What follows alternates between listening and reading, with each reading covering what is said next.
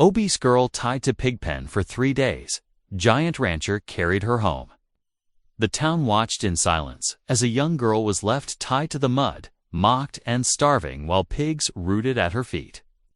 3 days passed, no neighbor dared lift a hand, until a giant rancher rode by, swung down from his horse, and carried her out of the filth for all to see. But what seemed like rescue was only the beginning. Whispers spread. Why was she tied there in the first place? What secret did her family hide about land the railroad wanted? And why did saving her put the rancher himself in danger? As fists fly, contracts burn, and the church bell tolls, one truth rises from the dust. This girl holds more power than anyone dared believe. Will the bond between a broken rancher and a shamed girl be strong enough to stand against greed, betrayal, and blood? Before we begin, share a piece of your world in the comments. Your city, your energy. It's a powerful thing. Being part of something bigger than ourselves. The late afternoon sun beat down mercilessly on the pig pen at the edge of town. Mia May's head hung low, her dark hair matted with sweat and grime. Her once clean dress was now stained beyond recognition, covered in mud and worse from the restless swine that rooted around her feet. The rope that bound her to the fence post had rubbed her wrists raw. But she had stopped struggling hours ago. From the porch of the weathered farmhouse, her father's voice boomed across the yard. Ain't no use feeding a girl who can't even keep. Up with the pigs. He took another long drink from his bottle. Too fat to work, too lazy to earn her keep. Mia's shoulders trembled, but no tears came. After 3 days in the pen, she had none left to shed.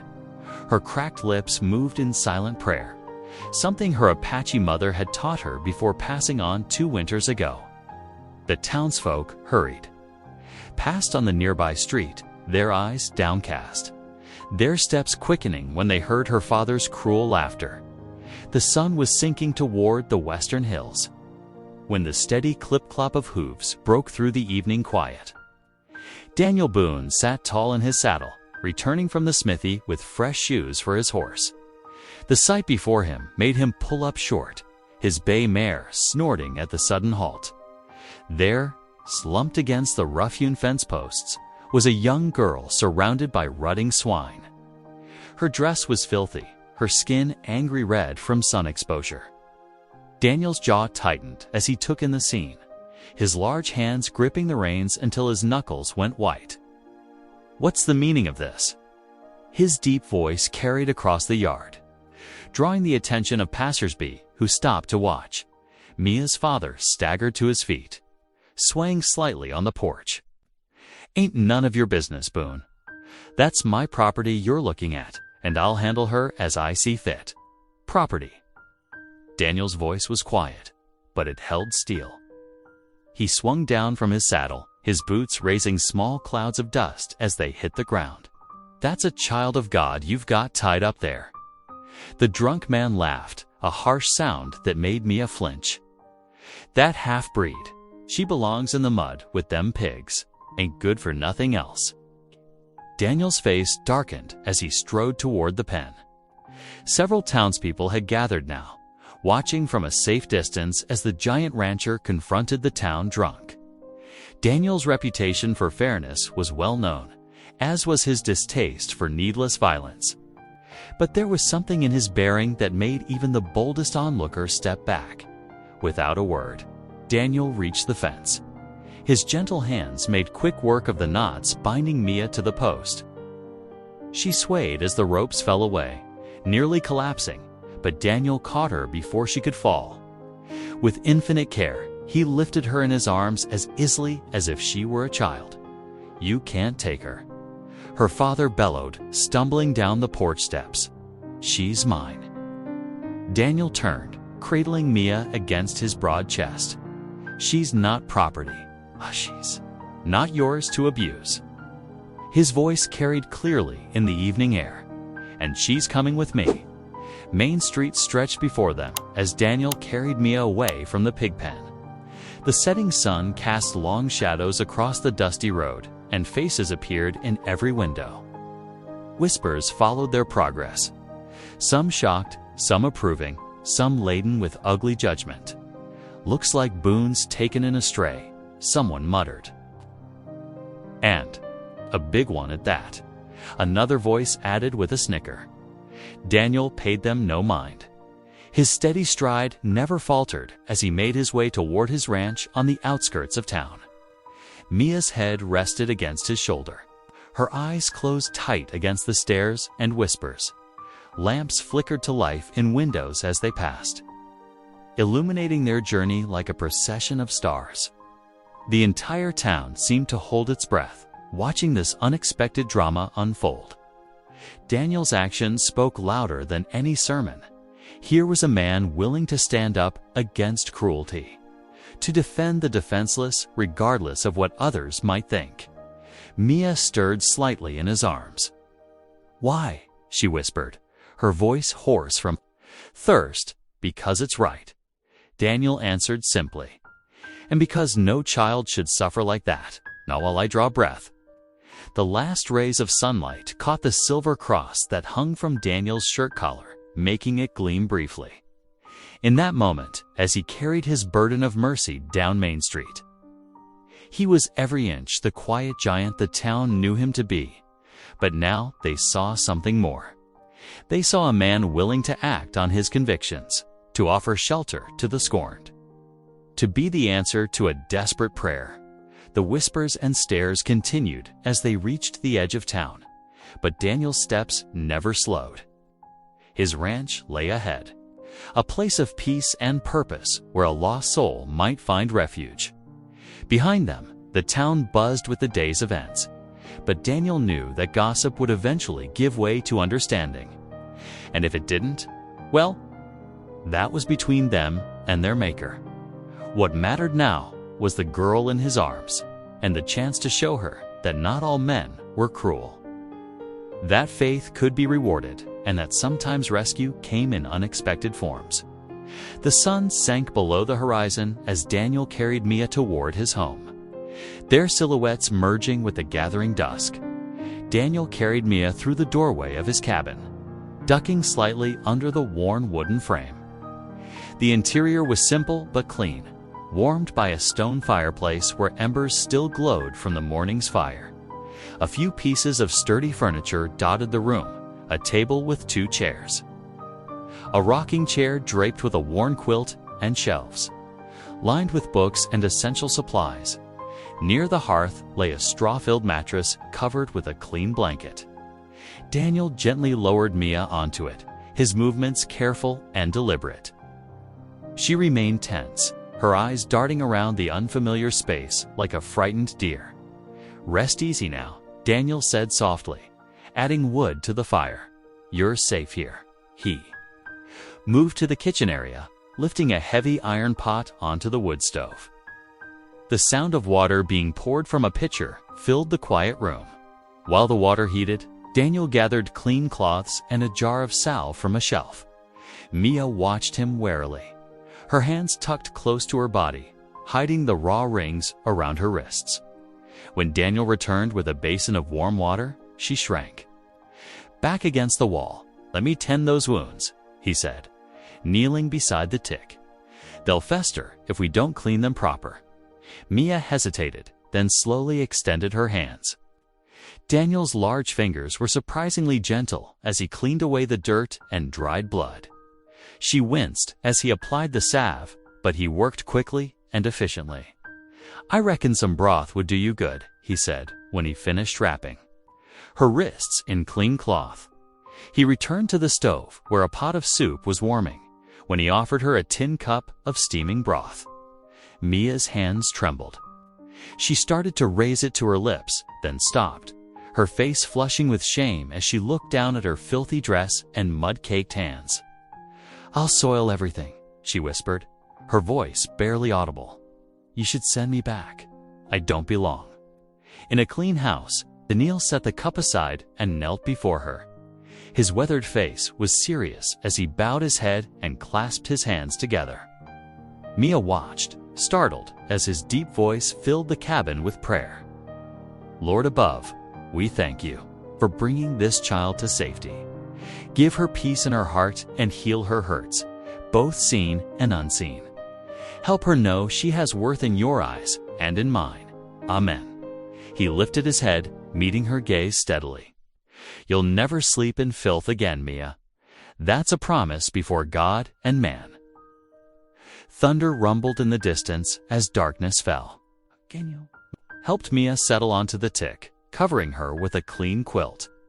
She was asleep almost instantly, exhaustion finally overtaking her fear. The storm grew closer, lightning illuminating the cabin in brief, harsh flashes. Shortly after midnight, Mia jerked awake with a cry, her heart pounding. In her dreams, she had been back in the pig pen, the rope cutting into her flesh as her father's laughter echoed around her. Easy now, Daniel's voice came from nearby. He sat in the rocking chair, feeding small pieces of wood into the fire. The flames cast a warm glow across his face as he watched over her. You're safe here. Mia pulled the quilt tighter around her shoulders, watching as Daniel tended the fire. His presence was solid, reassuring. The storm raged outside, but within the cabin walls, she felt sheltered from more than just the weather. When dawn finally broke, the storm had passed.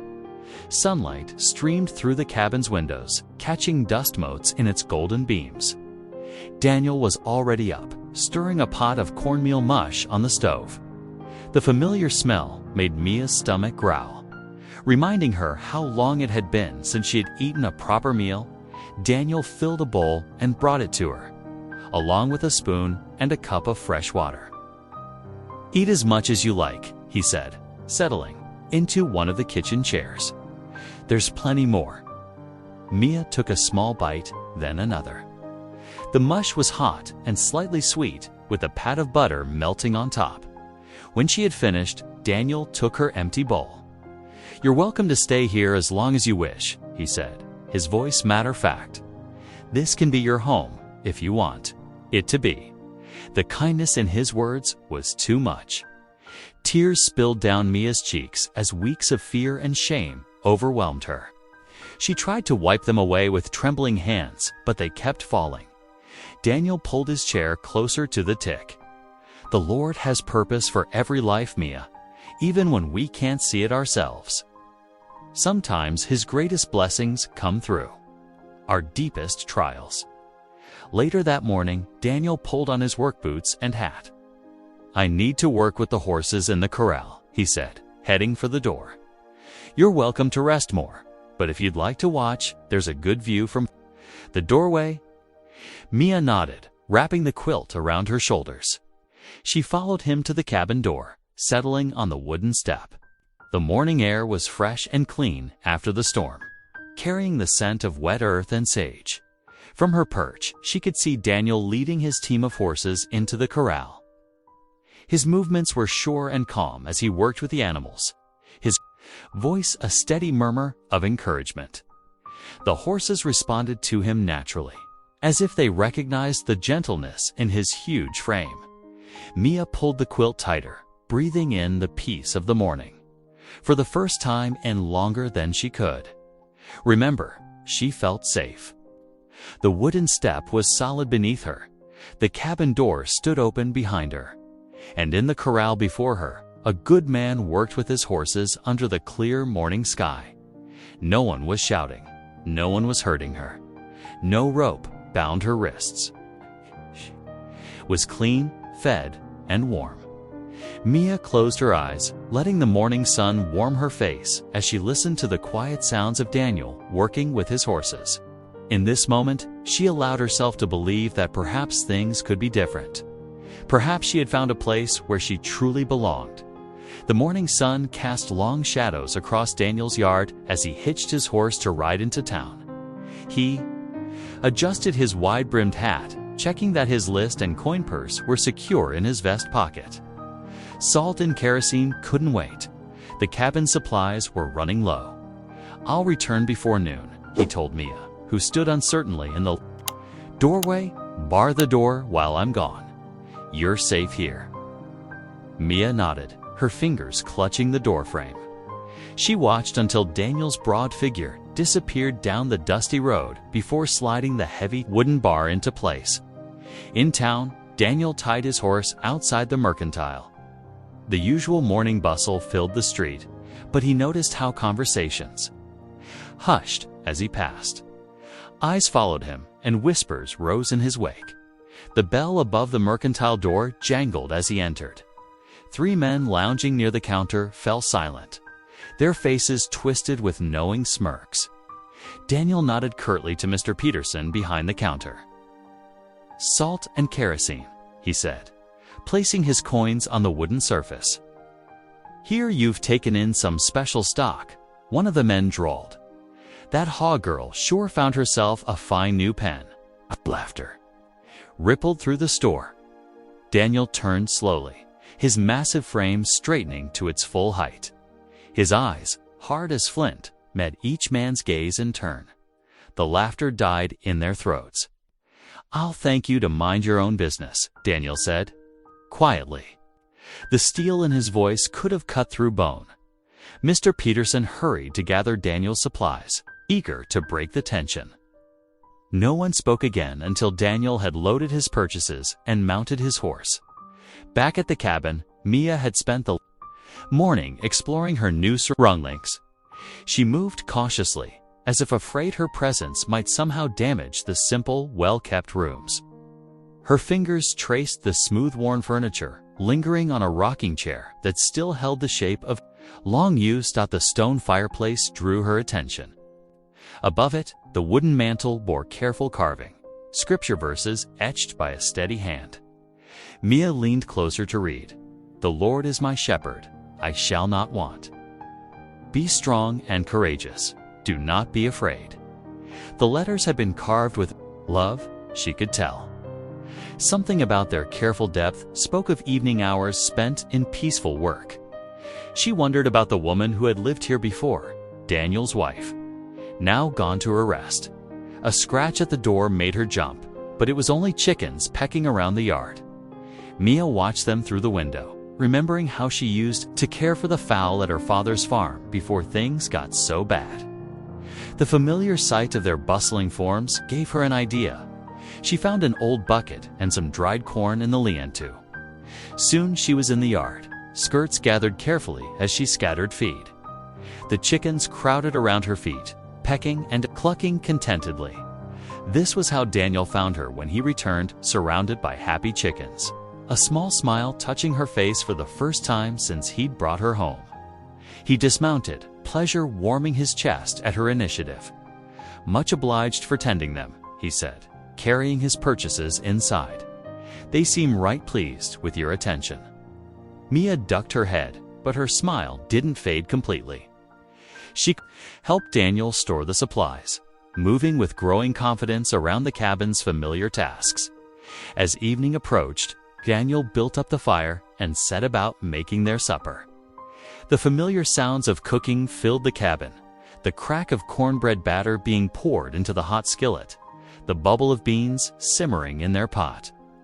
The domestic piece of it all seemed to ease some of the tension from Mia's shoulders. Over their simple meal, Daniel cleared his throat. "I should ask, do you wish to send word to your father? Let him know you're safe." Mia's spoon clattered against her bowl. Her face went pale, and she began to tremble. "Please," she whispered, "please. Don't make me go back. I'll work hard, I promise. I'll earn my keep. Just please don't send me there again." "Peace, child," Daniel said gently. "I gave my word you'd be safe here, and I mean to keep it. No one will force you to return. I only asked so you could ease your mind about it." Mia's shoulders slumped with relief. She picked up her spoon again, but her hands still shook slightly. Outside, the weather was turning. Rain began to fall, steady and cold against the cabin's roof.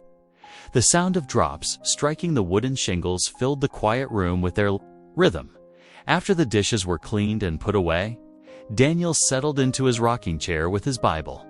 Mia sat wrapped in her quilt near the fire, listening to the rain and watching the flames dance. The peaceful sound surrounded her like a blanket. the creak of Daniel's chair, the crack of burning wood, the steady patter of rain above. For the first time, she let herself wonder if perhaps God did see her after all. Maybe he had led Daniel to find her that terrible day. Maybe this roof and these walls were an answer to prayers she'd been too afraid to speak.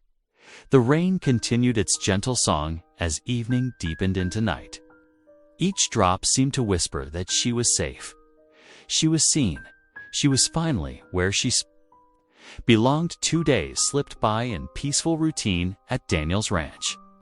The morning sun had just cleared the eastern hills when hoofbeats approached the cabin. Daniel looked up from mending a bridle on the porch, recognizing Sheriff Amos Carter's. Dunmare, the sheriff's weathered face was grim as he dismounted. "Morning, Daniel. Mind if we talk private-like? Private-like?" Daniel set aside his work and gestured to the second chair. "Something troubling you, Amos?" The sheriff settled heavily, his badge catching the sunlight. Through the cabin's open window, they could hear Mia humming as she swept the floor inside. "It's about the May girl," Sheriff Carter said, keeping his voice low. "Her father's gone and done something foolish. Real foolish." Daniel's hands stilled on the leather. "What's he done?" "Signed over his whole farm to that railroad surveyor, who's been sniffing around. Got himself a pocket full of cash and a bottle to empty it into." The sheriff shifted uncomfortably. "Thing is, Daniel, he listed Mia as dependent property in the contract. Legal nonsense, but the railroad's lawyers might make trouble of it. Property." Daniel's voice carried an edge sharp enough to cut. "She's a child of God, not chattel." "I know that," Carter said, spreading his hands. "But since she's living..." "Here now, thought you ought to know. Railroad's been buying up land all through the territory. They don't take kindly to complications." Daniel stood, his shadow falling across the porch boards. "Let them come. I won't turn her out." The sheriff rose with a weary nod. "Figured you'd say that. Just watch your back, Daniel. Railroad men fight with paper and ink, not 6 guns. Sometimes that's worse." After the sheriff rode away, Daniel found Mia in the kitchen, measuring flour for bread. Her face was peaceful, touched with growing confidence after 2 days of safety. His heart ached, knowing he had to break that peace. "Mia," he said gently, "we need to talk about your father." The measuring cup trembled in her hands. Daniel pulled out a chair and sat, motioning for her to do the same. Carefully, he explained what the sheriff had told him about the railroad deal, the money, and her father's cruel attempt to use her as a bargaining piece. Tears welled in Mia's eyes. "I'm bringing trouble to your door," she whispered. Maybe I should go before they come after you too." Daniel knelt beside her chair, his weathered hands clasping her shaking ones. "Now you listen here," he said firmly. "I'd rather face every railroad lawyer in the territory than abandon you to harm. The Lord brought you to my door, and here you'll stay as long as you wish. But what if they try to take your ranch? Let them try." His voice was gentle, but carried the strength of mountains.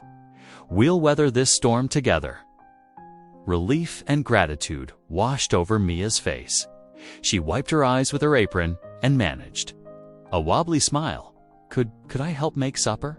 "I'd welcome to help," Daniel said, standing. Been too long since these old hands kneaded bread proper. They worked together in the kitchen as afternoon light slanted through the windows. Daniel showed Mia how to mix the dough, explaining how his wife had taught him the right feel of it. Mia's broader fingers worked carefully, determined to learn. Suddenly, the mixing bowl slipped from her grasp, clattering against the table. A cloud of flour puffed up, coating them both in white dust. Mia froze, terror flashing across her face, memories of harsh punishment for smaller mistakes. But Daniel just laughed, a warm, gentle sound that filled the kitchen. He wiped flour from his beard, leaving white streaks across his face. "Now, reckon we're both properly seasoned." His easy manner melted Mia's fear. A tentative giggle escaped her, then another, until they were both chuckling at their flour-dusted state. They cleaned up together, salvaging enough dough to make a small loaf. As evening settled over the ranch, they sat down to their simple supper. The lamp's glow caught the rising steam from their bowls, casting long shadows on the walls. Daniel blessed the meal with his usual quiet reverence, and they ate in comfortable silence. Just before heading to her bed in the small side room, Mia paused in the doorway. "Mr. Boone, yes, thank you for everything." Her voice was soft but steady. Daniel nodded, his eyes kind. "Sleep well, child." After Mia had retired, Daniel pulled on his coat and stepped out into the night. The moon cast enough light to guide his feet along the familiar path to the small fenced plot behind the cabin. Here, beneath an old oak tree, lay his wife's grave. He knelt beside the wooden cross, his fingers brushing its smooth surface. "Mary," he whispered, "I could use your wisdom right about now. The Lord sent a child needs protecting and troubles brewing. Guide my steps, beloved. Help me do right by her." A cool breeze stirred the oak's leaves, carrying the scent of sage and distant rain. Daniel remained there a long while, praying quietly for strength to face whatever storms lay ahead. When he finally rose, his resolve was as solid as the mountains, looming black against the star-filled sky. Inside the cabin, Mia's soft breathing joined the familiar night sounds: crickets chirping, wind in the eaves, the settling of old timber. Daniel added wood to the fire, preparing for his nightly vigil. Whatever the railroad might bring, he would be ready. The Lord had given him a purpose again, and he aimed to see it through. Dawn painted the eastern sky in gentle strokes of pink and gold as Mia stepped out onto the cabin's porch. The morning air held a crisp sweetness that made her pause, drinking in the peaceful moment. In the chicken coop nearby, she could hear the soft clucking of hens stirring for the day. Daniel was already up, his tall form visible by the corral where he checked his tools for the day's fence mending. He lifted a hand in greeting as Mia made her way to the coop, basket tucked under her arm. Inside the warm, hay-scented space, Mia moved carefully among the nesting boxes. "Good morning, ladies," she whispered, the way Daniel had taught her. The hens watched her with bright eyes, some shifting to reveal warm eggs beneath their feathers. One by one, she gathered them, handling each egg as if it were precious. No more did her hands shake with fear of dropping things. She had learned to trust her own gentle touch. When she returned to the cabin, Daniel had coffee brewing on the stove. "How many eggs today?" he asked, pulling out 2 tin cups. Mia answered with quiet pride, and the speckled hens finally laying again. Daniel nodded approvingly. "Reckon they know they're in good hands now." He poured the coffee and added a splash of cream to Mia's cup, the way she liked it. After breakfast, Daniel headed out to the north pasture where several fence posts needed replacing. Mia watched him go, then turned to her own morning tasks. The routine of ranch life had become a comfort to her, each day bringing new, small victories. By mid-morning, she had finished the dishes and swept the cabin floor. Through the window, she could see Daniel signaling her from the barn. Her heart lifted. This meant it was time to tend to the horses. In the cool shadows of the barn, Daniel showed her how to use the curry comb, demonstrating the firm but gentle strokes that would clean the horses' coats. "They're like people," he explained, running the brush along his mare's flank. "Show them kindness, and they'll return it tenfold." Mia stepped up to the next stall, where a young bay horse waited. Carefully, she began brushing, marveling at how the horse leaned into her touch. "He likes it," she breathed in wonder. "That he does," Daniel agreed. "You've got a natural way with them." Later, they moved to the calf pen. The young ones crowded around as Daniel showed Mia how to mix their feed. One particularly bold calf pushed forward, butting its head against her leg like an oversized puppy. For the first time in longer than she could remember, Mia found herself laughing out loud. The days settled into a rhythm of work and learning. Each evening after supper, Daniel would open his worn Bible, its pages soft with years of use. He'd help Mia sound out the words, never showing impatience when she struggled. Sometimes she'd trace the letters with her finger, feeling them become familiar friends. "The Lord is my shepherd," she read slowly one evening. "I shall not want." "That's right," Daniel encouraged. "You're getting stronger with your reading every day." As Saturday's sun began to set, Daniel cleared his throat. "Mia," he said. "Carefully, I've been thinking. Tomorrow's Sunday.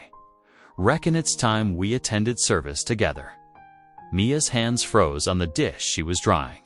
Church meant town. Town meant stairs and whispers, the same ones that had followed Daniel when he'd carried her through the streets that first day. I don't know if I can," she whispered. Daniel set down his coffee cup. "Faith takes courage, child, and you're stronger than you know." Mia looked down at her hands, broad and work-roughened like her mother's had been. "Them talk," Daniel said firmly. "We'll hold our heads high and worship the Lord. That's all that matters." After a long moment, Mia nodded. "Yes, sir." Together they went through the trunk where Daniel kept his wife's things.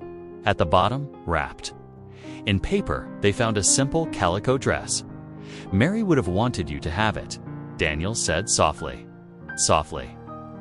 That evening, Mia stood before the small mirror in her room, carefully braiding her thick, dark hair. Her hands trembled slightly, but she kept working, weaving the strands together the way her mother had taught her long ago. The dress lay ready on her bed, clean and pressed. When the house grew quiet and only the crickets sang outside, Mia knelt beside her bed. The moonlight streaming through her window seemed to wrap around her like a gentle embrace. "Lord," she whispered, her voice barely stirring the night air, "give me strength to walk into that church." She paused, then added, "And thank you for sending Mr. Boone to find me." Rising from her prayers, Mia touched the calico dress one last time before climbing into bed. Tomorrow would bring its own challenges, but for now, wrapped in the peace of her small room, she felt ready to face them. The night settled around the cabin like a warm blanket.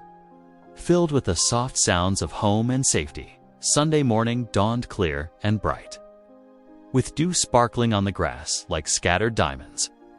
Daniel hitched his team to the wagon while Mia stood nervously on the porch, smoothing the calico dress with trembling hands. The fabric felt strange after days in work clothes, but Daniel had assured her she looked just fine. "Ready?" Daniel called softly, extending his hand to help her up onto the wooden seat. Mia nodded, though her heart fluttered like a trapped bird. The wagon wheels creaked as they set off down the dusty road toward town, the steady clip-clop of hooves marking their progress. Daniel drove with sure hands, glancing occasionally at Mia, who sat rigid beside him, her fingers twisted in her lap. "Remember?" he said gently, "you've nothing to be ashamed of." The little white church came into view, its steeple reaching toward the morning sky. Already, other wagons and riders were gathering, and heads turned as Daniel's rig approached. Mia felt the weight of their stares as Daniel helped her down, her shoes crunching on the gravel path. A tall, weathered man in a black coat stood greeting people at the church door. This must be the new circuit preacher she'd heard about. His kind eyes crinkled at the corners as Daniel and Mia approached. "Welcome, friends," he said warmly. "I'm Reverend Silas Hale." "Daniel Boone," Daniel replied, shaking the preacher's hand. "And this here's Mia May." Something flickered in Reverend Hale's eyes as he heard her name. "May?" he repeated softly. "Would you be Sarah May's daughter?" Mia's head snapped up in surprise. You knew my mother?" "Indeed I did, child. I served as chaplain at Fort Apache years ago, where your mother's people lived under the treaty. Sarah was a fine woman who loved the Lord with all her heart. They followed the Reverend into the church, where whispers rustled like dry leaves as they took a seat in a back pew. Mia could feel curious eyes upon her, some kind, others less so. The sunlight streaming through the windows cast rainbow patterns. On the wooden floor from the small pieces of colored glass set high in the walls, as Reverend Hale began his sermon. His voice filled the small space with authority and compassion. He spoke of God's love for all his children, of how the Good Shepherd leaves the 99 to find the one lost sheep. Mia felt the words wash over her like cool water.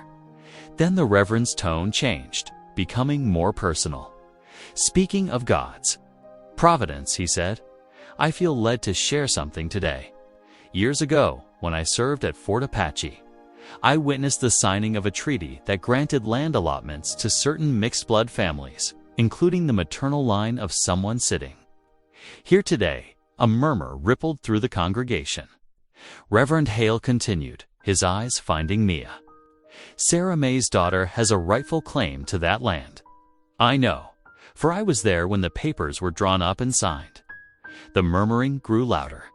Mia felt her face burn as she stared at her lap. She could hear the harsh whispers, Apache. Blood, that big girl, no right.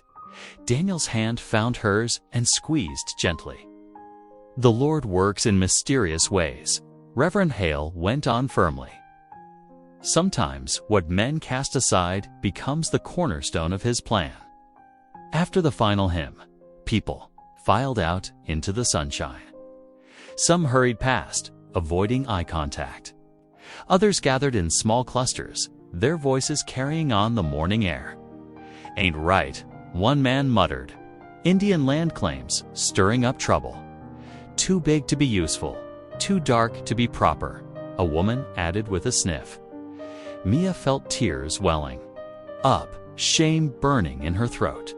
But before she could move toward the wagon, Daniel's voice rang out, clear and strong.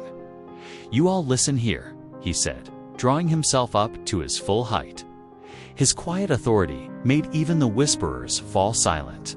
This girl is the Lord's gift to me, and worth more than your wagons of gold. She works harder and shows more Christian charity than most folks I know. Anyone who's got something to say about her size or her heritage can say it to my face. No. One spoke. Daniel placed a gentle hand on Mia's shoulder and guided her to the wagon. As he helped her up, she could see Reverend Hale watching from the church steps, a look of approval on his weathered face. The ride home seemed longer than the journey in. Mia sat quietly, tears rolling down her cheeks. Not tears of shameness, time, but of gratitude for Daniel's words, for the revelation about her mother. For belonging somewhere at last, the wagon wheels turned steadily, carrying them away from town and back toward the ranch. The morning sun had risen high, casting their shadows long across the dusty road. In the distance, Daniel's cabin waited, a sanctuary of acceptance and peace. As they rode, neither spoke. The only sounds were the creak of leather, the rhythm of hooves, and Mia's quiet weeping. But in that silence lay understanding deeper than words, the knowledge that whatever storms lay ahead, they would weather them together. The days following church brought changes to life at Daniel's ranch. Where wagons once rolled freely past his gate, now some neighbors steered their teams wide around the property. Others slowed to peer through the fence rails, necks craning for a glimpse of the girl with Apache blood. Mia noticed it all. She kept to the barn when strangers approached, her shoulders hunched as though trying to make herself smaller. The proud heritage Reverend Hale had spoken of felt more like a burden weighing her down. On Tuesday morning, while Mia gathered eggs in the henhouse, a wagon pulled up to the gate. The driver, Mrs. Peterson from the dry goods store, made a show of shielding her eyes against the sun. Heard tell you got yourself some Indian help. Mr. Boone, she called out to Daniel, who was mending a harness on the porch. Got myself a daughter, Daniel corrected firmly, not looking up from his work. His quiet words carried clear across the yard. Mia nearly dropped her basket of eggs. "Daughter." The word wrapped around her heart like a warm blanket. Mrs. Peterson sniffed and clucked her tongue, but Daniel paid her no mind. After a moment, her wagon rattled away down the road. Later that afternoon, as Mia helped Daniel repair the north pasture fence, she worked up the courage to speak about what troubled her. "Some folks act like having a patchy blood makes me less than human," she said softly, holding the fence post steady while Daniel hammered. Daniel paused, wiping sweat from his brow. "Your mother's people lived on this land long before any of us arrived," he said. "They knew every creek, every hollow. That knowledge flows in your veins, Mia. It's a crown, not a curse."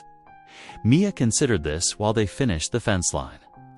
The sun beat down on her shoulders, and she thought of her mother's people, who had worked under the same sun for countless generations. Maybe their strength lived in her too. The next morning brought Dr. Wilson and his wife, their buggy kicking up dust as they approached. Unlike Mrs. Peterson, they came with genuine warmth. "Thought we might pay a neighborly visit," Mrs. Wilson called out, holding up a fresh-baked pie, "and perhaps meet your girl properly." Daniel glanced at Mia, who had tensed beside the barn. He gave her an encouraging nod to Mia's surprise. Mrs. Wilson treated her like any other young lady, asking about her help with the ranch work and complimenting her neat apron. Dr. Wilson shared stories of treating both settlers and Apache families in his early days of practice. "Fine people," he said, "with wisdom about healing plants that saved more than one of my patients." That evening, as Mia strained milk from their cow into ceramic crocks, she stood straighter.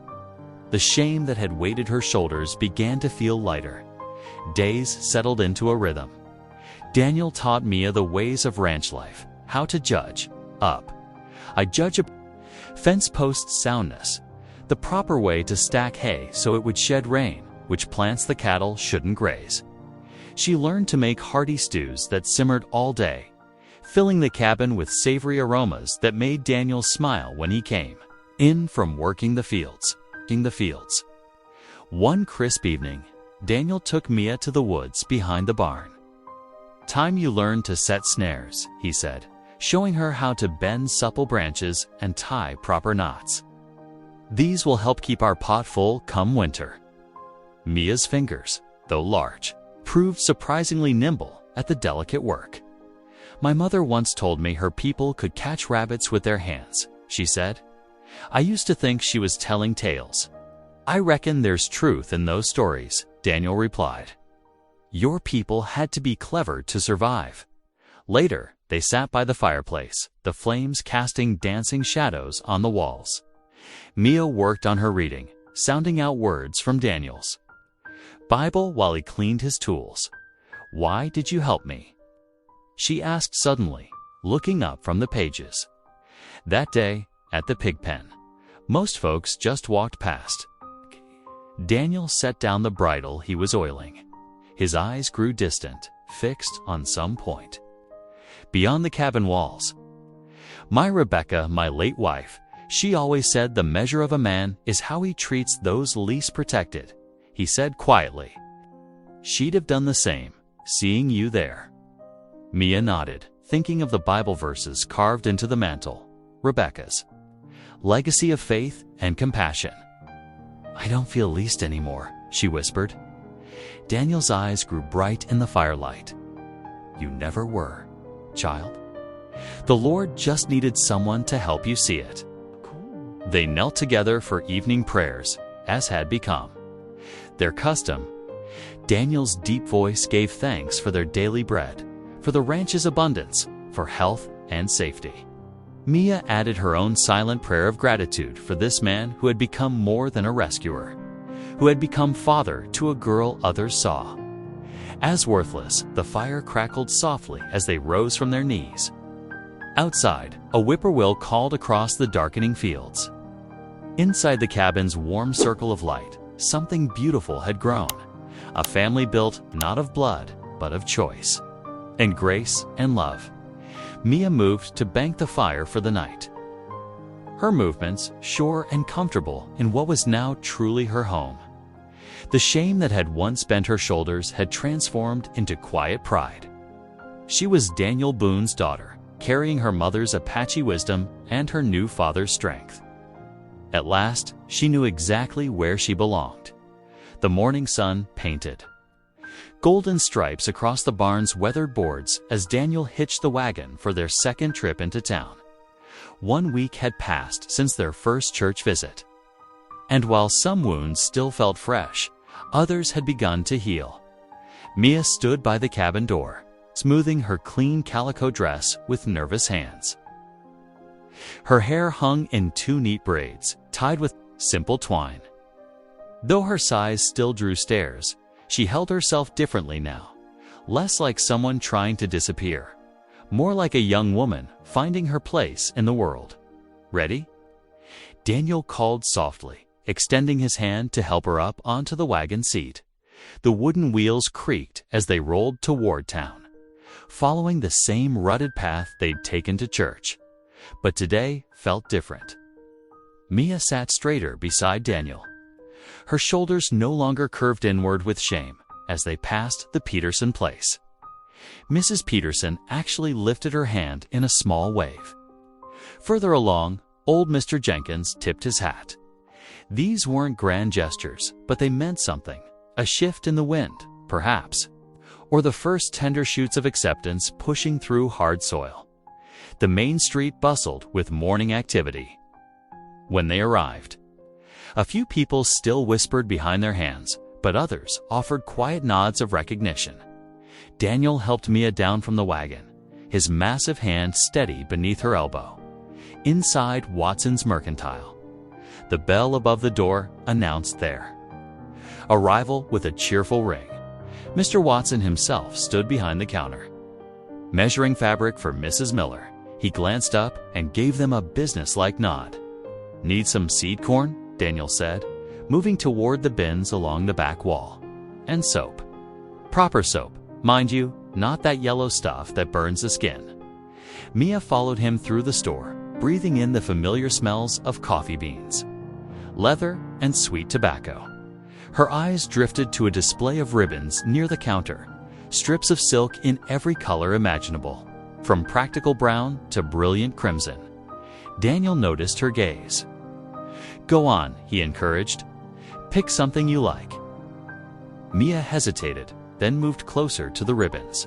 Her fingers, usually so conscious of their size, reached out to touch a length of sky blue silk. The color reminded her of spring mornings, of possibility. "This one," she said softly. For my hair, come spring." Daniel smiled, adding it to their purchases without comment. He understood what it meant. This small act of hoping for a future, of believing she'd still be here when winter melted into spring. Mr. Watson tallied their items: seed, corn, 2 bars of fine milled soap, fabric for patches, thread, and the blue ribbon. As he wrapped everything in brown paper, the store bell rang again. A railroad surveyor stepped in, his boots leaving mud on the plank floor. The man's eyes narrowed when he spotted Daniel and Mia. "Well, if it ain't the giant and his pet Indian," he drawled. Daniel's hands stilled on the counter. The whole store seemed to hold its breath. "We'll take our goods now, Mr. Watson," Daniel said calmly, ignoring the surveyor, but the man wasn't. Finished, he stepped closer, a sneer twisting his features. "Better enjoy playing house while you can. Boone, railroad owns those rights now. All of them, including any claims through Indian blood." Mia's fingers clutched the wrapped package of ribbon. Daniel turned slowly, drawing himself up to his full height. When he spoke, his voice was quiet but carried to every corner of the store. "The Lord God made this land," he said, "and he owns it first. Might want to remember that before you go, claiming what ain't yours to claim." The surveyor opened his mouth, then thought better of it. Something in Daniel's steady gaze made him step back. muttering under his breath as he left the store. Outside, they loaded their purchases into the wagon. More surveyors worked down the street, hammering stakes into the earth with heavy sledges. Each strike echoed like thunder, marking territory, drawing lines across the land. The ride home felt longer, weighted with unspoken concerns. But as they crested the hill overlooking Daniel's ranch, something lifted in Mia's chest. The cabin below looked small but solid, smoke rising straight from its chimney into the clear autumn sky. That evening, Mia sat in her chair by the fire, carefully stitching patches onto Daniel's worn work shirts. Her large hands moved with surprising grace, making neat, even stitches. Nearby, Daniel worked at his bench, using an awl to punch new holes in a broken saddle strap. The lamp cast a warm circle of light around them both. Outside, crickets sang their evening songs. Inside, the peaceful domestic scene felt as fragile and precious as a robin's egg. "You've got a good eye for sewing," Daniel commented, testing the leather strength.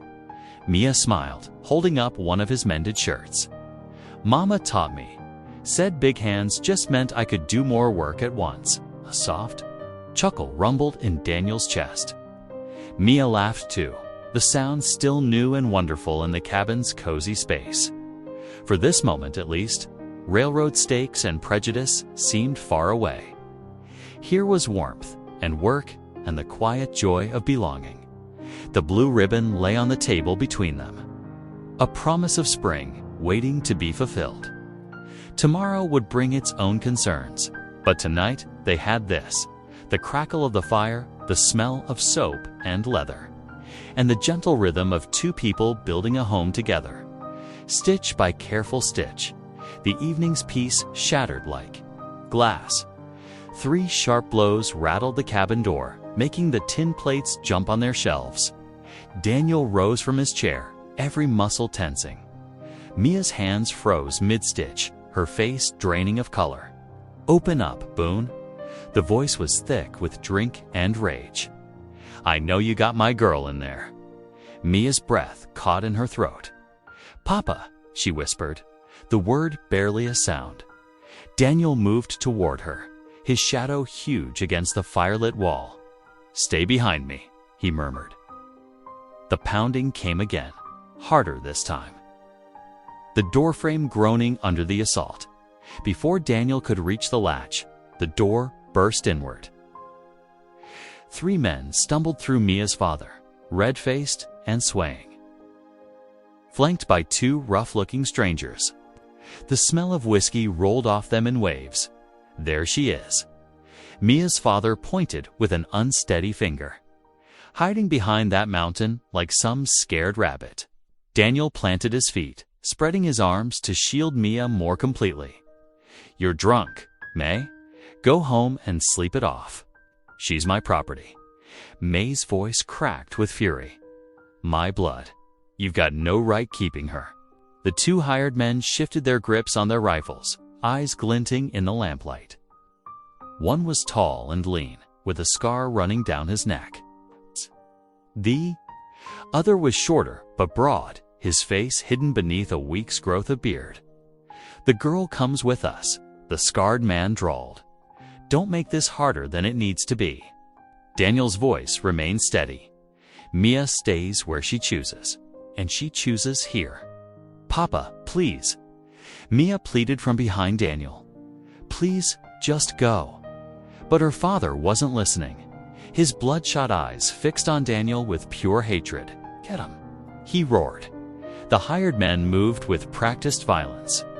The shorter one swung his rifle like a club, catching Daniel in the ribs. As he staggered, the scarred man struck him across the back of the head with a rifle butt. Daniel fought back, his huge fists connecting with jaw and chest.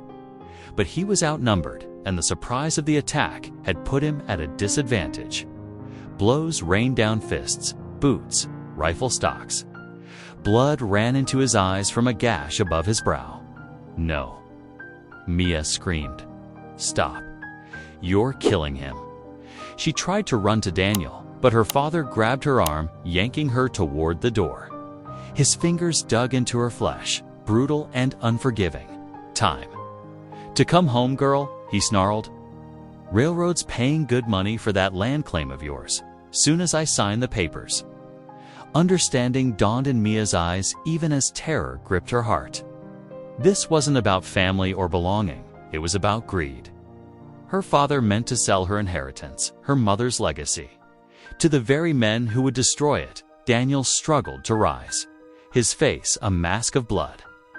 "Mia," he gasped. The scarred man kicked him hard in the stomach. Daniel collapsed, curling around the pain. "Daniel." Mia's cry pierced the night as her father dragged her through the doorway. "Please, God, help him." Outside, a wagon waited in.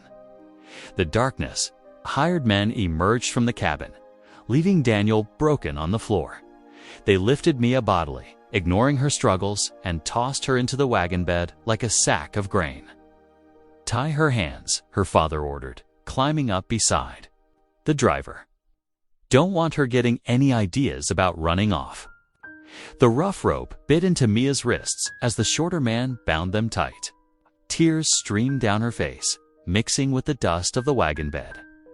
"Railroad agents waiting in town," the scarred man said, securing the wagon gate. "Says soon as you sign over them treaty rights, the money's yours." The wagon lurched forward, wheels crunching on gravel. Mia's last glimpse of home was the cabin door standing open, lamplight spilling out like blood onto the dark ground inside. Daniel fought against unconsciousness. Each breath sent spikes of agony through his chest. Using the last of his strength, he crawled toward the hearth, leaving a trail of red drops on the plank floor. Above the mantel hung a simple wooden cross, carved by his wife's hands in happier days. Daniel reached up, fingers trembling, and clutched it to his chest. Mia's screams still echoed in his ears, growing fainter as the wagon carried her away into the cold night. "Lord," he whispered through split lips, "give me strength." The cross pressed against his heart like a promise as darkness claimed him. The cabin fell silent save for the dying crackle of the fire. Outside, a coyote wailed a long, lonely sound that carried all the grief of the empty plains. The night wind whispered through the open door, stirring the pages of the Bible that lay forgotten on Mia's chair. The blue ribbon she'd chosen that morning, marking a passage about deliverance. The first gray light of dawn crept through the open cabin door, finding Daniel where he lay on the blood-stained floorboards. His whole body throbbed with each heartbeat. One eye had swollen shut, and dried blood caked his face and shirt. For long minutes, he could only breathe, each shallow gasp sending daggers through his ribs. Mia's terrified screams still rang in his ears. The memory of her being dragged away gave him the will to move. Gritting his teeth, Daniel pushed himself to his hands and knees. The room spun wildly, but he held on, forehead pressed to the rough wood floor. "Got to rise," he whispered. "Got to find her." His legs shook as he tried to stand. Once, twice, he fell back to his knees. Pain blazed through his battered body. Fighting waves of darkness, Daniel crawled toward the door. Every movement an agony. The morning air hit his face, cool and fresh. Somehow, he made it across the yard to the barn. The familiar scent of hay and horse leather welcomed him as he collapsed in a pile of clean straw. Here, in this quiet place, memories washed over him like water. Sarah, his beloved wife, had loved to sing hymns while she worked in this barn. Her clear voice would rise to the rafters, praising God even on the hardest days. Now, in his desperate hour, her favorite hymn came back to him. "Be thou my strength and shield." "O Lord, when darkness falls and hope seems far," Daniel's voice broke. He could not lift himself, could not save Mia, could not even stand. "Lord," he prayed, face pressed into the straw, "I cannot lift myself, but lift her. Please, Lord, give me strength to help your child." For a long moment, only silence answered. Then, like a warm current flowing through cold water, strength began to seep back into his limbs. The pain didn't lessen, but somehow it mattered less. Daniel's breathing steadied. With trembling hands, he tore strips from his shirt to bind the worst of his wounds. The gash above his eye had stopped bleeding, but his ribs screamed when he moved. No matter. Mia needed him. His horse nickered softly as Daniel limped to her stall. "Easy, girl," he murmured, reaching for the saddle. Each movement was careful, deliberate. The simple task of saddling took 3 times longer than usual. But Daniel persevered. The sun had climbed higher by the time he led his horse into the yard. Mounting was an ordeal that left him gasping, spots dancing before his good eye. But once seated, a grim determination settled over him. He turned his horse toward town. Every hoofbeat jolted his injuries. The morning warmed quickly, dust rising from the trail. Daniel's throat was parched, his lips cracked and swollen. Still, he pressed on. Scattered farms and homesteads passed in a blur as he focused on staying upright in the saddle. 2 hours into his journey, spotted the white-painted house where Reverend Hale stayed during his circuit rides. The preacher was in his garden, examining young tomato plants. He straightened in alarm at the sight of Daniel's battered face. "Good Lord, man, what happened to you?" Daniel reined in, his voice rough. "Mia's father came last night. With hired men, they took her." The preacher's kind face hardened. "For the railroad deal? Reckon so." Daniel swayed slightly in the saddle. "They mean to force her to sign away her mother's treaty land." Reverend Hale moved quickly, purpose in every step. "Give me 5 minutes to saddle up. I'll ride with you. That land deed is legal and binding. I've seen the records myself. I'll testify to it if need be." True to his word, the preacher was mounted and ready in minutes. He carried his Bible in his saddlebag and determination in his eyes. Together, they rode toward town. The Reverend matching his pace to Daniel's labored progress. The sun burned overhead as they covered the miles. Hay spoke quietly of God's justice, of standing firm against evil. Daniel barely heard him, focused only on moving forward through waves of pain. His horse seemed to sense his weakness, stepping carefully to smooth the ride. Shadows were lengthening. When they finally reached the outskirts of town, the street was quiet. Most folks home for supper. But light and noise spilled from the saloon, where a smart buggy with railroad company markings stood hitched outside.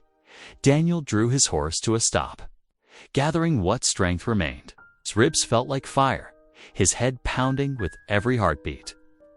But somewhere in that saloon, Mia needed him. The thought straightened his spine. Reverend Hale touched his arm gently. "Let me help you down, brother."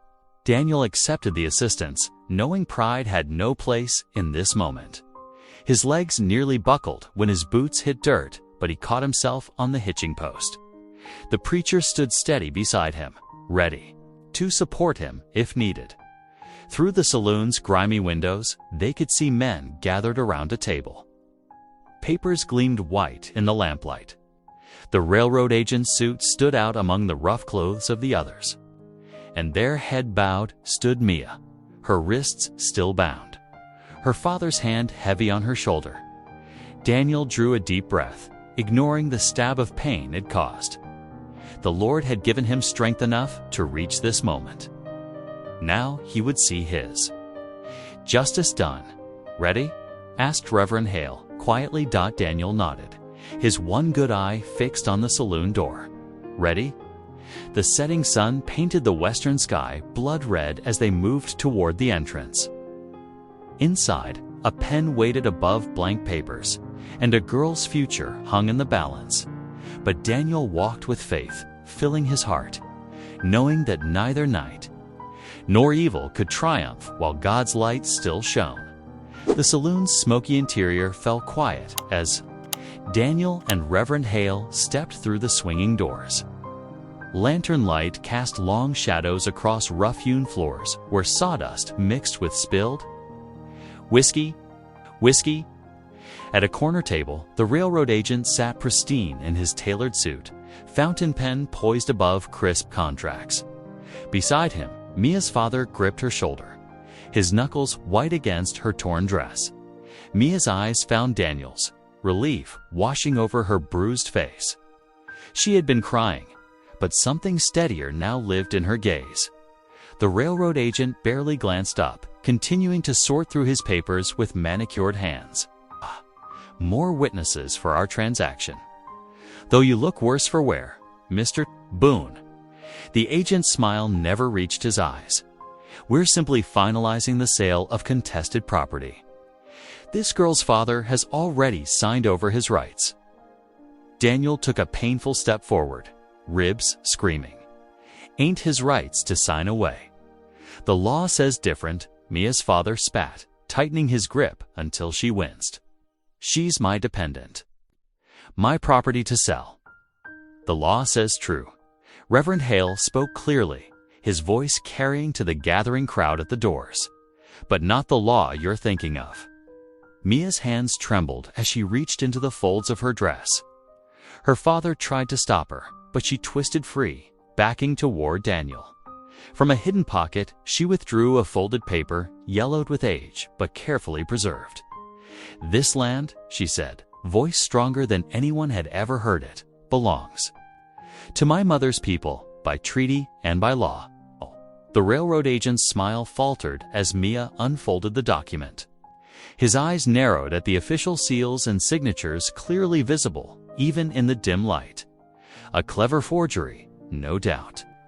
The company has thoroughly researched all claims in this territory. Then your research failed. Reverend Hale stepped forward, removing his own papers from his saddlebag. I've served this circuit 15 years. I knew Mia's mother, knew her grandmother before her. That land was deeded to their line when the treaties were signed. I have the church records here to prove it. Murmurs rippled through the growing crowd. Several townspeople pressed closer, straining to see. The railroad agent's face had gone still, calculation replacing confidence. Even if such a claim existed, it would require proof of heritage. He looked me up and down with deliberate disdain. This girl hardly appears native. My mother was half Apache, Mia said. Where once she might have whispered it in shame, now her voice rang with pride. She taught me our stories before she died. Taught me that our blood carries memories older than any paper. Daniel moved to stand beside her, his massive frame steady despite his injuries. The land is hers, by right and by law. The railroad agent's lip curled. Law can be changed. Interpretations can be adjusted, especially when progress demands it. God's law don't change, Daniel replied quietly, and it says clear as day. Thou shalt not steal. More townsfolk pressed into the saloon now, faces serious in the lamplight. Even the bartender had stopped wiping glasses to listen. Mia's father looked increasingly uncertain, glancing between his daughter and the railroad man. I won't be lectured on morality by a man who kidnapped my child. He blustered, but his voice wavered. No, Mia said, drawing herself up to her full height. For the first time, she let her size become presence rather than shame. Daniel saved me from cruelty, from being sold like cattle. The only kidnapping here was done by you. A woman in the crowd gasped. Others nodded slowly, remembering the sight of the girl tied in with pigs. Reverend Hale laid both sets of documents on the table, Mia's deed and his own records. These papers are legal and binding, he declared. I'll swear to their authenticity. Before any judge in the territory, the land belongs to Mia May through her mother's line, and no amount of railroad gold can change that truth. The agent's facade cracked. He shuffled through his contracts frantically, searching for a loophole. Finding none, he turned on Mia's father with barely contained fury. "You assured me there were no prior claims. This deal is worthless without clear title." Mia's father stumbled back, face reddening. "I didn't know. The girl's mother never told me about no deed. Because you would have sold it," Mia said softly. "Like you tried to sell me." The truth of her words hung in the air like smoke. Several townspeople who had once mocked her size or whispered about her heritage now looked away, shame evident in their stance. The railroad agent gathered his papers with sharp movements, jamming them into his leather case. "This isn't over," he snapped. "The company has lawyers, influence. We'll see how well your treaty holds up in territorial court." "Reckon we will," Daniel answered calmly. "And reckon all these good folks will remember what they saw here tonight." Truth has a way of lasting, even when men try to bury it. The agent stormed out, his fine boots leaving angry prints in the sawdust. Mia's father slunk toward the door after him, pausing only briefly to look back at his daughter. Something like regret crossed his face, but pride kept him silent as he disappeared into the gathering dark. Mia stood straight and tall in the lamplight, her mother's deed clutched carefully in her hands. No longer did she try to make herself smaller or hide from people's stares. The truth of her heritage, once a burden, now felt like a crown. Daniel swayed slightly, his injuries taking their toll. But his good eyes shone with pride as he looked at the girl who had become family. Round them, townsfolk began to move closer, no longer as observers, but as neighbors. Several nodded respectfully to Mia. Others offered quiet words of support or gentle touches to her shoulder. Reverend Hale smiled, gathering his papers. "The Lord works in mysterious ways," he said softly. "Sometimes it takes a child to remind us what justice truly means." The saloon erupted into chaos. Voices rose like thunderclaps, bouncing off the wooden walls and drowning out individual words in their fury.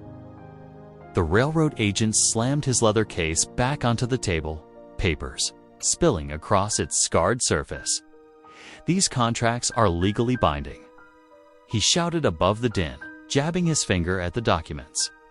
"Money has changed hands. Agreements have been signed. The territory court will never allow a questionable Indian deed to supersede modern progress." "Sheriff." Carter pushed through the crowd, his weathered face grave beneath his hat brim. He picked up Mia's deed with careful hands, studying the faded ink and official seals. Years of handling territorial disputes had taught him to read such things with practiced eyes. "This here's genuine," he declared, loud enough to quiet the arguing voices. "Dates back to the original treaties. That makes it senior to any recent purchase." He turned to face the railroad agent, shoulders squared. "You know as well as I do that prior claims take precedence under territorial law." The agent's face flushed red. "The company will not stand for this interference with progress. We have investors waiting, schedules to keep, and we have God's law to keep," Reverend Hale interrupted firmly. "These treaties were sworn on the Bible itself. Breaking them breaks faith with both men and heaven." Near the wall, Mia's father swayed on his feet. The whiskey that had fueled his violence earlier now seemed to drain from his blood, leaving him pale and shaking. His legs buckled and he fell to his knees in the sawdust, hands trembling as they covered his face. "I didn't know," he sobbed, his voice muffled and broken. "The bank was foreclosing, couldn't keep up the payments after the drought. They offered so much money, said all I had to do was sign over everything, including," his words dissolved into weeping, "including my girl, my own flesh and blood. Dear God, what kind of father sells his child?" The saloon grew quiet except for his ragged breathing. Even the railroad agent fell silent, discomfort visible on his smooth features. Mia stood very still, her mother's deed pressed against her heart. watching the man who had caused her so much pain crumble before her. Daniel moved first, despite his injuries. Each step clearly cost him as he crossed to where Mia's father knelt. The big rancher's face was a map of bruises from the beating he'd taken, but something gentler than pain lived in his eyes. "Stand up," Daniel said quietly, extending his hand. "There's still mercy to be found if you'll seek it." The good book says even the prodigal son was welcomed home when he turned from his ways. Mia's father stared at the offered hand, then at his daughter. Shame and regret warred on his face. "I beat you," he whispered hoarsely to Daniel. "Had my men break your bones. And still you'd offer mercy." "Vengeance belongs to the Lord," Daniel replied. "My job is to follow his example. He forgave worse than you when he hung on that cross." A murmur ran through the crowd. Many had come expecting, perhaps even hoping for violence. Instead, they watched Daniel Boone, his face still bloody from the attack, extend grace to his enemy. It was a kind of strength few had witnessed before. "I don't deserve it," Mia's father choked out. "Any of it. The mercy, the forgiveness. My girl," he struggled to his feet without taking Daniel's hand. "You're right to take her in. You're more of a father than I ever was. He turned toward the door, shoulders bowed beneath the weight of his sins. The crowd parted silently to let him pass. At the threshold, he paused one last time. "I'm sorry, Mia," he said without turning, "for everything. Your mother would be proud of who you've become. I never was worthy of either of you." Then he walked out into the street and turned north, leaving everything behind. Those who watched through the windows saw him continue on foot toward the distant hills, a solitary figure growing smaller against the vast landscape. Sheriff Carter cleared his throat, breaking the heavy silence. He turned to the railroad agent with steel in his voice. "I believe you and your men have business elsewhere. This land claim is settled as far as the law is concerned." The agent's face twisted, but he recognized defeat. With sharp movements, he gathered his scattered papers and snapped his case shut. "The company will appeal this decision. We'll be back with more lawyers than you can count." "Maybe so," the sheriff replied evenly. "But today, you're leaving. I suggest you do it peaceful-like." The agent gestured curtly to his men. They filed out, boot heels striking the floor like angry punctuation marks. The sound of horses being mounted drifted through the open doors, followed by rapidly fading hoofbeats. Reverend Hale carefully folded Mia's deed and handed it back to her. "Keep this safe," he advised, "and know that the church will stand witness. If they try to challenge it again..." The crowd began to disperse, moving out into the afternoon sunlight. But something had shifted in how they looked at Mia and Daniel. Where there had been whispers and sideways glances before, now there were respectful nods. Several men touched their hat brims. A few women smiled warmly. Daniel placed his hand gently on Mia's shoulder, ready to head home. She nodded, tucking the deed safely away. They walked together through the saloon doors into the bright day beyond. The townsfolk parted naturally before them, creating a path down the dusty street. No one mocked Mia's size now. No one whispered about her heritage. They saw instead what Daniel had seen all along, a child of God. Standing tall in her truth, the sound of their boots on the wooden sidewalk echoed with quiet dignity. Behind them, the saloon's batwing doors swung slowly closed on the scene of justice, served not by violence, but by mercy. The law had upheld right, a father had faced his sins, and grace had proven stronger than vengeance. The evening sun cast long shadows through the cabin windows as Daniel and Mia settled into their familiar routine, though both moved slower than usual after the day's events.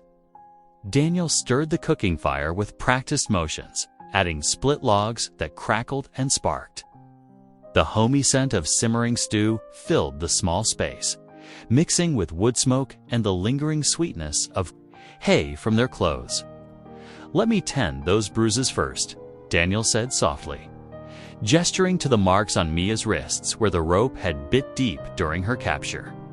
He pulled his mother's remedy tin from the shelf, the one with dried herbs and salve he'd learned to make from his late wife.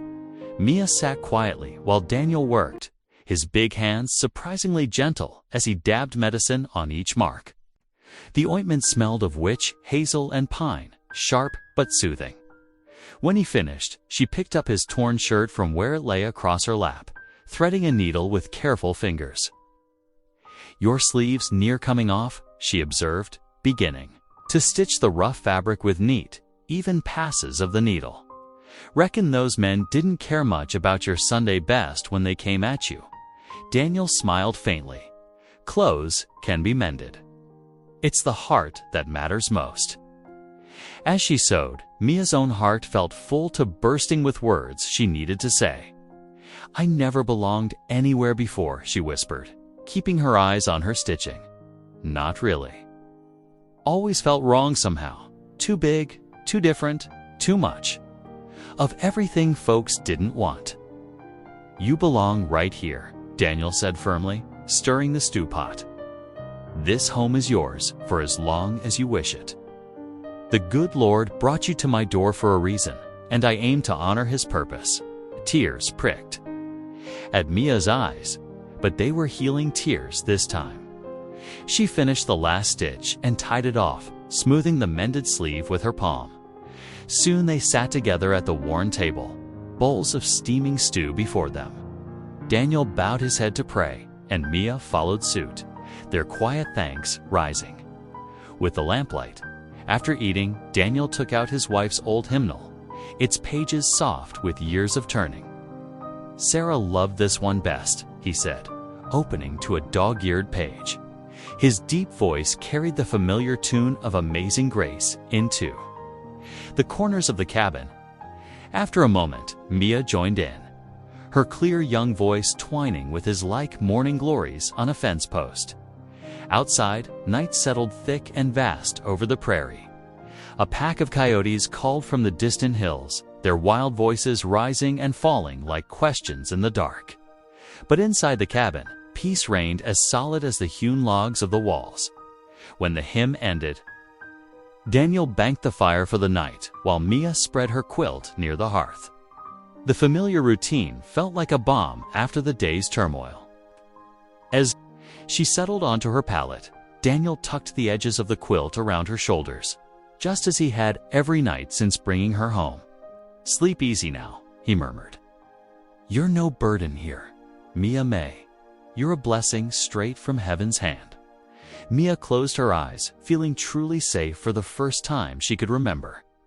The quiet sounds of Daniel's boots crossed to his own bed, and soon his deep, steady breathing joined the soft pop and whisper of the fire.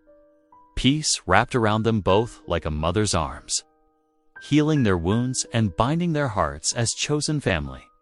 Spring crept into the highlands like a shy child, first touching the valley with tentative warmth, then gradually spreading its gentle fingers across the awakening land. The snow-patched hills surrendered their white mantles day by day, revealing tender green shoots beneath. Near Daniel's ranch, the meadow transformed as March yielded to April, painted with splashes of wild violet and golden-petaled daisies nodding in the breeze. Mia stood on tiptoe at the edge of the cabin's porch, her hands deep and fresh, turned earth. She had spent the morning preparing flower beds, working the soil until it was soft enough to welcome new life. The bright ribbon she'd bought months ago danced in her dark hair, catching sunlight like a cardinal's wing. "These will look right pretty come summer," she said, carefully settling a young rosebush into its new home. Other flowers already lined the walkway, pansies with faces like butterflies, sturdy zinnias promising rainbow blooms, and sweet-smelling stock that would perfume the evening air. Daniel paused in his work, leaning against the split rail fence to watch her. Pride warmed his chest as he observed how confidently she moved now, so different from the frightened girl he'd carried from that pig pen. The cabin, once as hollow as his grieving heart, now overflowed with the sounds of life. Mia's quiet humming, the clatter of pots at mealtimes, shared laughter over evening Bible readings. "You've brought beauty back to this old place," he said softly. Sunday mornings found them riding to church together, their wagon joining others along the dusty road to town. The change in their neighbors was as marked as the turning of seasons. Where once there had been whispers and sidelong glances, now came warm greetings and invitations to share Sunday dinner. Even the most hardened gossips had softened, won over by Mia's gentle spirit and Daniel's unwavering faith. After services, Daniel often lingered by Sarah's grave, his Bible pressed close against his chest. "Thank you, Lord," he would whisper, "for second chances and new beginnings, for showing that an empty house can become a home again." As dusk settled over the ranch that evening, Mia lit the oil lamps while Daniel stoked the hearth. Golden light spilled from the cabin windows, reaching into the gathering darkness like welcoming arms. Their voices rose together in familiar hymns. Rock of Ages, Sweet Hour of Prayer, and Sarah's beloved Amazing Grace. The music drifted across the hills, joining the evening chorus of whippoorwills and the distant lowing of cattle. Daniel watched Mia move about the cabin, straightening things here and there, completely at ease in the space they now shared. Where loneliness had once echoed off bare walls, now contentment filled every corner. Their unlikely family, forged in hardship and sealed by grace, had transformed not just the ranch, but their hearts as well. The evening breeze carried the sweet scent of Mia's newly planted flowers through the open window, mixing with the familiar smells of wood smoke and fresh bread. Outside, spring continued its patient work, renewing the land just as surely as faith and love had renewed their lives. Thanks for taking a moment to feel with me. If this story reminded you of what matters, hit subscribe. I'll be here tomorrow, continuing our story.